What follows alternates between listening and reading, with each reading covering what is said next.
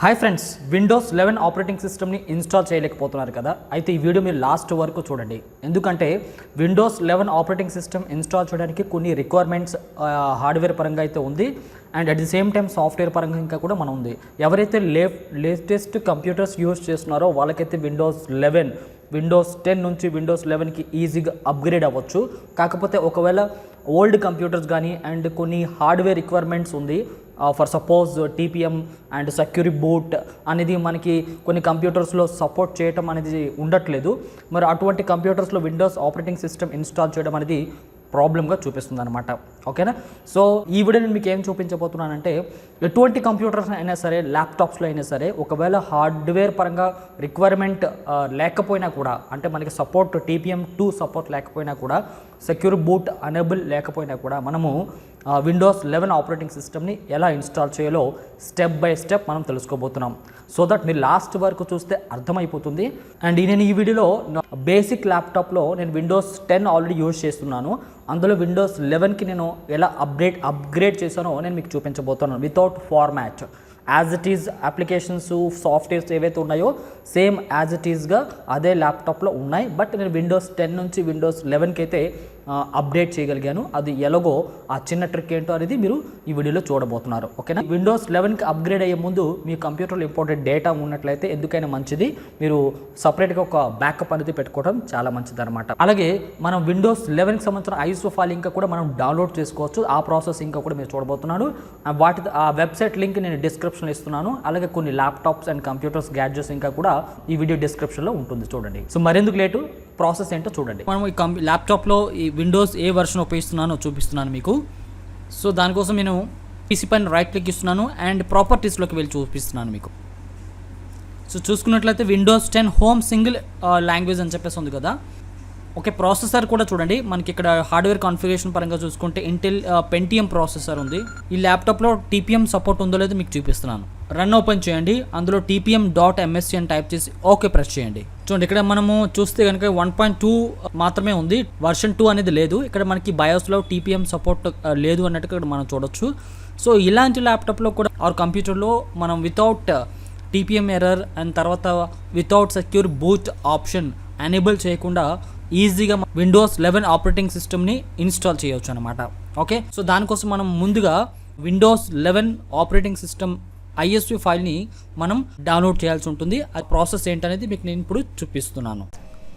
Friends, ఐఎస్వి file download చేయడానికి బ్రౌజర్లో మీరు ఈ విధంగా టైప్ చేయండి uup.dump.com, లేకపోతే గూగుల్ సెర్చ్ చేయండి. సో మీకు కనబడుతున్న లింక్ పైన ఫస్ట్ లింక్ పైన క్లిక్ చేయండి. అండ్ వెబ్ పేజ్లో మీకు కనబడుతున్న లేటెస్ట్ డెవ్ ఛానల్ బిల్డ్ పైన రైట్ సైడ్ చూసుకున్నట్లయితే మీకు X64 అని ఉంది కదా, దానిపైన క్లిక్ చేయండి. ఓన్లీ డెవ్ ఛానల్లో మాత్రమే క్లిక్ చేయండి. And cumulative update for Windows 11 పైన క్లిక్ చేయండి. దాని తర్వాత నెక్స్ట్ ప్రెస్ చేయండి. ఓకే, అండ్ ఇక్కడ కనబడుతున్న వర్షన్స్లో మీకు ఏ ఎడిషన్ కావాలి అంటే మనకు ప్రో కావాలి కాబట్టి అదొక్కటే ఉంచి మిగతావన్నీ కూడా టిక్ తీసేస్తున్నాను. ఓకే, అండ్ నెక్స్ట్ బటన్ పైన క్లిక్ చేయాలి. అండ్ విండోస్ 11 ప్రో నేను డౌన్లోడ్ చేస్తున్నాను అనమాట. అండ్ దాంతోపాటు ఇక్కడ నాకు డౌన్లోడ్ అవుతూ ఐఎస్ఓ ఫైల్ క్రియేట్ అవ్వాలి. అండ్ అందులో టిక్ పెట్టేసి ఇక్కడ యాజ్ ఇట్ ఈజ్కి ఏ విధంగా అయితే టిక్ మార్క్ ఉందో అది ఉంచేసి మీరు క్రియేట్ డౌన్లోడ్ బటన్ పైన క్లిక్ చేయండి. మీరు కింద అబ్జర్వ్ చేసి ఉండొచ్చు download file zip file download అయినట్టు. అది ఓపెన్ చేసిన తర్వాత ఆ జిప్ ఫైల్ పైన రైట్ క్లిక్ చేసి అన్జిప్ చేయాల్సి ఉంటుంది. ఓకే, సో వన్స్ అన్జిప్ చేసిన తర్వాత నార్మల్ ఫోల్డర్స్ ఏవైతే ఉంటాయో ఆ విధంగా ఒకటి క్రియేట్ అయ్యింది చూడండి. ఆ ఫోల్డర్ ఓపెన్ చేయండి. అందులో మనం చూసుకున్నట్లయితే 3 ఫైల్స్ డిఫరెంట్గా ఉంటాయి. యూపీ download Windows Mac OS Linux అని చెప్పేసి. మనకి విండోస్ కావాలి కాబట్టి ఈ విండోస్ ఫైల్ పైన డబుల్ క్లిక్ నేను ఇస్తున్నాను అన్నమాట. దెన్ రన్ యాజ్ అడ్మినిస్ట్రేటర్ పైన క్లిక్ చేయాలి. రైట్ క్లిక్ ఇచ్చి రన్ యాజ్ అడ్మినిస్ట్రేటర్ పైన క్లిక్ చేయండి. ఇప్పుడు మీకు ఈ విధంగా బ్లాక్ స్క్రీన్లో అంటే డాస్ కమాండ్ స్క్రీన్లో మీకు డౌన్లోడ్ ప్రాసెస్ అవుతున్నట్టు మీరు ఇక్కడ అబ్జర్వ్ చేయొచ్చు. అండ్ ఈ విండోస్ 11 ఐఎస్ఓ ఫైల్ అనేది మనకి మోర్ దెన్ 4 GB ఉంటుంది కాబట్టి అది మీకు మీ కంప్యూటర్ అండ్ ఇంటర్నెట్ స్పీడ్ మీద ఆధారపడి ఉంటుంది ఎంతసేపట్లకి డౌన్లోడ్ అవ్వాలి చెప్పేసి. నాకైతే ఒక హాఫ్ అన్ అవర్ నుంచి 40 నిమిషాలు మాత్రం పట్టింది. మీకు ఎంతైనా టైం పట్టవచ్చు. అది ఆ ప్రాసెస్ని నేను ఫాస్ట్ ఫార్వర్డ్లో నేను మీకు చూపించి అది అయిన తర్వాత నేను మీకు చూపించబోతున్నాను. సరేనా? ఓకే.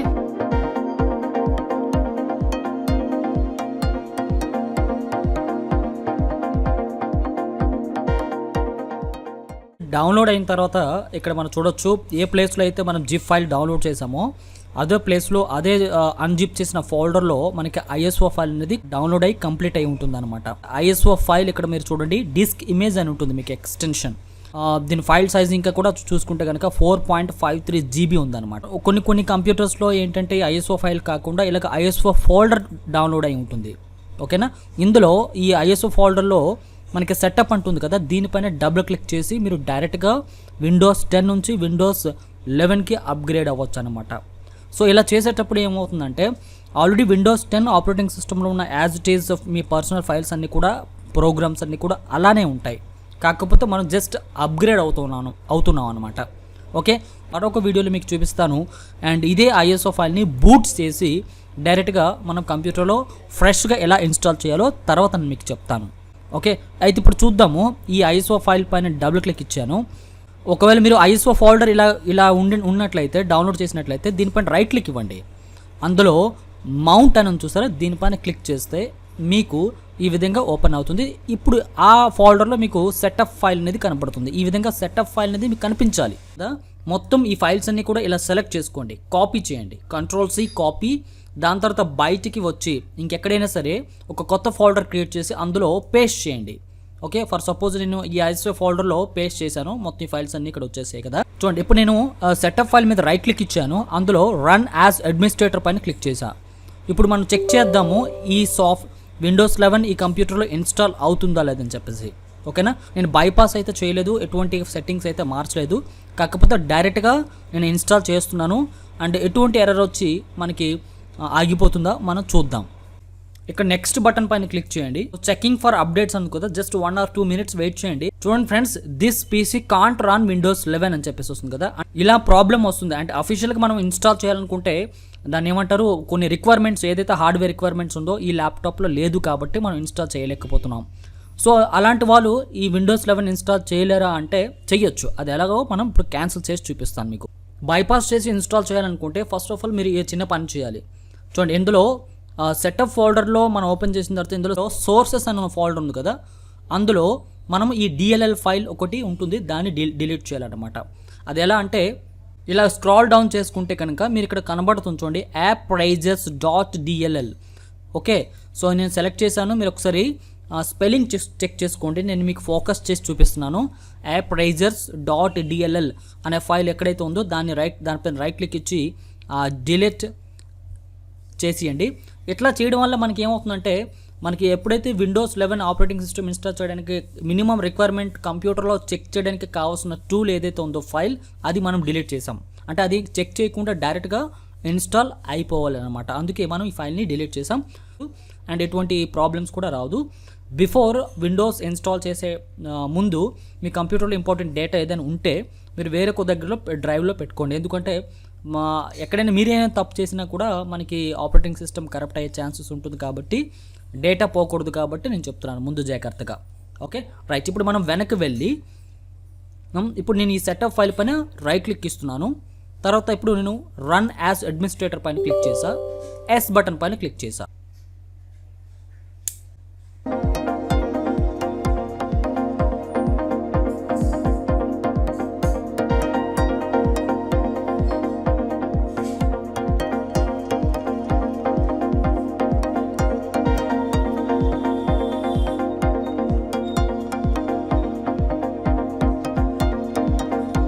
ఈ విండోలో నెక్స్ట్ బటన్ పైన క్లిక్ చేయండి.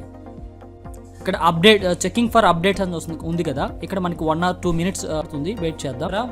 ఎటువంటి ఎర్రర్ చూపించకుండా డైరెక్ట్గా నెక్స్ట్ ప్రాసెస్లోకి వెళ్ళిపోయింది. యాక్సెప్ట్ బటన్ పైన క్లిక్ చేద్దాం.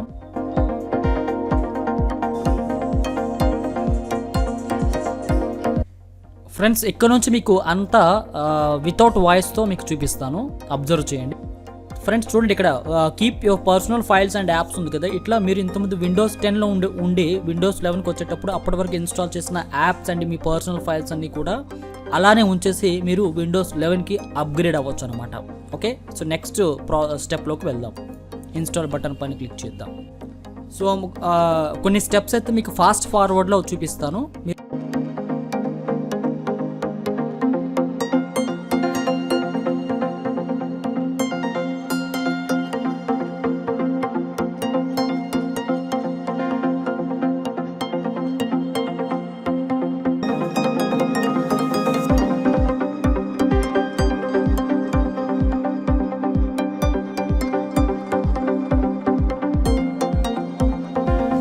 ఫ్రెండ్స్ ఇన్స్టాల్ చేయడం మీకు చూపించాను కదా, యాక్చువల్లీ కంప్లీట్ ఇన్స్టాలేషన్ మీకు చూపించలేకపోయాను ఎందుకంటే విండోస్ 10 నుంచి విండోస్ 11కి without personal files and softwares disturb అవ్వకుండా అప్గ్రేడ్ అయ్యామన్నమాట. కాబట్టి ఇది చాలా టైం ఎక్కువ తీసుకుంది. అండ్ ఇప్పుడు నేను ఈ ల్యాప్టాప్ బేసిక్ కాన్ఫిగరేషన్ కాబట్టి 4GB ర్యామ్ ఉన్నా సరే ఇది ఇంటెల్ సెల్ ర్యాన్ ప్రాసెసర్ కాబట్టి కాస్త లేట్ ఎక్కువగా టైం తీసుకుంది. కాబట్టి నేను నైట్ అంతా వదిలేసాను అనమాట. మార్నింగ్ చూస్తే విండోస్ 11కి అయితే ఆటోమేటికలీ రీస్టార్ట్ అయ్యి మొత్తం సెటప్ అంతా అయిపోయిన తర్వాత విండోస్ 11లో చూడొచ్చు. అయితే ఇప్పుడు నేను మీకు సేమ్ కంప్యూటర్ చూడండి, ఇక్కడ మనకి ప్రోగ్రామ్ ఫైల్స్ అన్నీ కూడా ఇంతకుముందు విండోస్ 10లో డెస్క్టాప్ మీద ఎటువంటి ఫైల్స్ ఉండేవో అవే ఇప్పుడు మనం చూస్తున్నాం. అలాగే నేను కంప్యూటర్ కాన్ఫిగరేషన్ కూడా మీకు చూపిస్తాను. చూడండి, సేమ్ స్పెసిఫికేషన్స్ అయితే ఉన్నాయి. డివైస్ ఇంటెల్ పెంటియం ప్రాసెసర్ అనమాట. అండ్ అలాగే ఇప్పుడు 4GB ర్యామ్, ఇంతకుముందు మీకు బిఫోర్ ఇన్స్టాలేషన్లో ఏ విధంగా అయితే ఉండేదో అదే నేను ఇక్కడ చూపిస్తున్నాను. అండ్ ఇక్కడ ఎడిషన్ చూసుకున్నట్లయితే విండోస్ 11 హోమ్ సింగిల్ యూజ్ అని చెప్పేసి ఇక్కడ అప్డేట్ అయితే అయింది. అలాగే సో ఎంత సింపుల్గా ఎవరైతే విండోస్ 10 యూజర్స్ ఉన్నారో అండ్ ఎవరికైతే సెక్యూరిటీ బూట్ ఆప్షన్ అయితే ఎనేబుల్ చేయలేకపోతున్నారో, అలాగే TPM సపోర్ట్ లేదో వాళ్ళు ఈ విధంగా ఇన్స్టాల్ చేసుకోవాలి. సో ఫ్రెండ్స్ చూసారు కదా, గ్రేడ్ సింపుల్గా అయితే మనం ఇలా చేయొచ్చు. అండ్ నెక్స్ట్ వీడియోలో మీకు బూట్ ISO ఫైల్ని ఎలా బూట్ చేసి విండోస్ 11 ఆపరేటింగ్ సిస్టమ్ని కొత్తగా మళ్ళీ ఫార్మాట్ చేసి ఎలా ఇన్స్టాల్ చేయాలో నేను మరొక వీడియోలో మీకు చూపిస్తాను. ఓకే, సో మీకు ఏమైనా డౌట్స్ అండ్ సజెషన్స్ ఉంటే కామెంట్ సెక్షన్లో తెలియజేయండి. అండ్ ప్రీవియస్ వీడియోస్ లింక్స్ ఇంకా కూడా డిస్క్రిప్షన్ ఉన్నాయి, ఒకసారి చెక్అవుట్ చేయండి. అలాగే ఎవరైనా ఇంట్రెస్టెడ్ మెంబర్స్ ఉంటే జాయిన్ అవ్వాలనుకుంటే జాయిన్ అవ్వచ్చు. జాయిన్ బటన్ యాక్టివేట్లో ఉంది. చాలా రోజుల నుంచి మీరు అడిగిన క్వశ్చన్కి ఆన్సర్ దొరికింది అనుకుంటున్నాను. మీకు ఏమైనా డౌట్స్ అండ్ సజెషన్స్ ఉంటే కామెంట్ సెక్షన్లో తెలియజేయండి. నెక్స్ట్ ఇంపార్టెంట్ వీడియోలో మీట్ అవుతాం. కొన్ని ప్రీవియస్ వీడియోస్ లింక్స్ ఇంకా కూడా డిస్క్రిప్షన్ ఉన్నాయి. And best laptop gadgets computers అన్నీ కూడా మీకు డిస్క్రిప్షన్లో ఉన్నాయి, ఒకసారి చెక్అవుట్ చేయండి. నెక్స్ట్ ఇంపార్టెంట్ వీడియోలో మీట్ అవుతాం ఫ్రెండ్స్. అంతవరకు సెలవు తీసుకుంటున్నా. థ్యాంక్ యూ, నమస్తే.